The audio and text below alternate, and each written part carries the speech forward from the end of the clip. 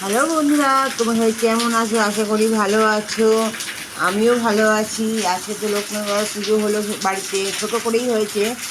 অন্যান্য বছরে অনেক বড় করে হয়, অনেক কিছু হয়, খিচুড়ি, লাবড়া, পায়েস সব কিছুই হয়। তাই জন্য মনটা আজকে খুব টানছিল খিচুড়ি খাওয়ার জন্য।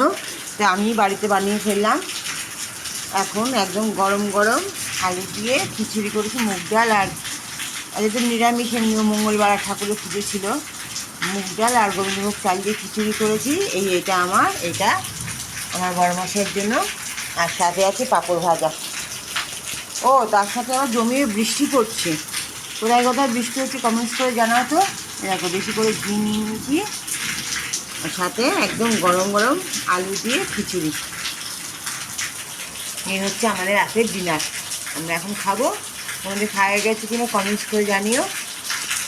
তাহলে যে পাঁপড় ভাজা এই দিয়ে একদম জমে যাবে। তার মধ্যে খুব বৃষ্টি পড়ছে, বৃষ্টি আওয়াজ তো শুনতেই পাচ্ছ বোধহয়।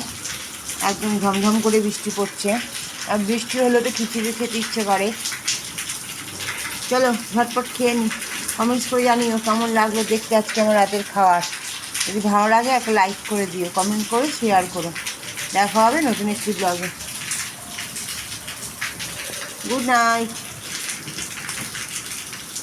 চলো চলো, না না, ঝটপট খাও।